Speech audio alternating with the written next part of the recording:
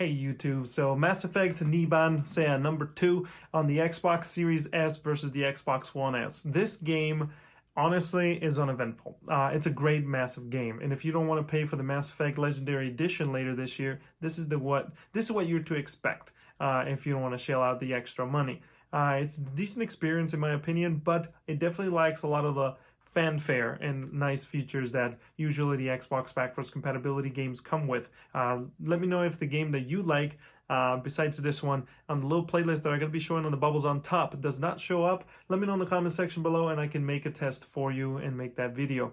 But without further ado, let's talk about what you're to expect from Mass Effect 2 in 2020 with the next gen and last gen consoles.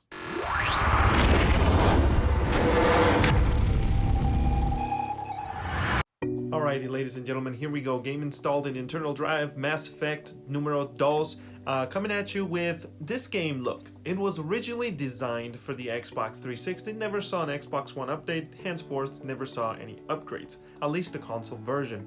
You're looking at a game that was designed with 720p in mind, that if I remember correctly, it was upscaled to 1080p, therefore you should be getting a 1080p image. But all the assets were designed to be looked at a 720p screen. It's just something with the PC that I remember that was an issue, that if you cranked up the resolution, you would still have pretty much the same effect, just sharper, but it wasn't necessarily an upgrade because the game was designed, the artwork, for 720. But anyway, you should be getting a locked 1080p on the Series S, and I believe the One S also, or at least an upscaled 1080p. The other thing is, graphically, you're not going to see any changes. Frame graph coming up real soon, by the way.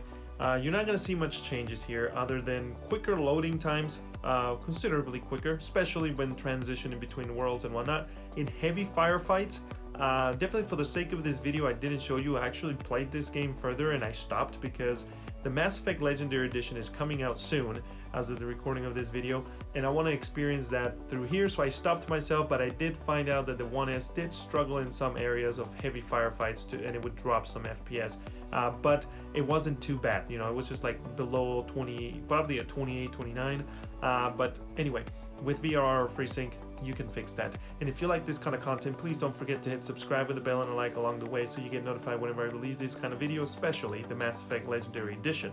If you have a game in specific in mind and it's not in the playlist I mentioned earlier in the video, definitely hit up the comment section or hit me up on Twitch any day of the week and we can talk about it. As you can see here, we're mostly having frame time issues, which is something the Mass Effect, the first one, suffered from. So it's not necessarily drops, it's just pacing, which can be mitigated with FreeSync a bit, but definitely makes it doesn't feel as bad as it did on Mass Effect 1. And real quick, I invite you to come over to streamlingliveacademy.com where you can sign up for a free content creation PDF if you want to kickstart your content creation career or hobby. It's free, by the way. Didn't mention it was free.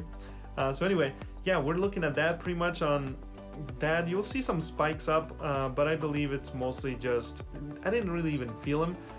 It was mostly at the beginning of cutscenes, like the pacing gets way wonky, but for the most part, it's a pretty smooth experience, at least compared to the original Xbox 360 version. You know, if you played there, you know anything close to 30 or above 30 is nice. Yeah, the original definitely struggled, and the loading times weren't too fun, at least in higher difficulties. But anyway, look, at this part, it detected 60 FPS, and I was like, what the fit?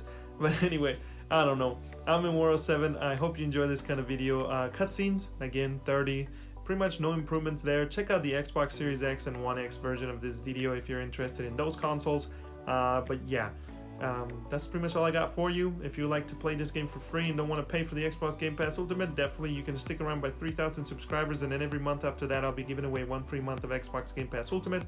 Plus, follow the little bubble on top for the Xbox Microsoft Rewards program, that my video guide on how you can earn your points so you can then later redeem them to get your free Xbox Game Pass Ultimate.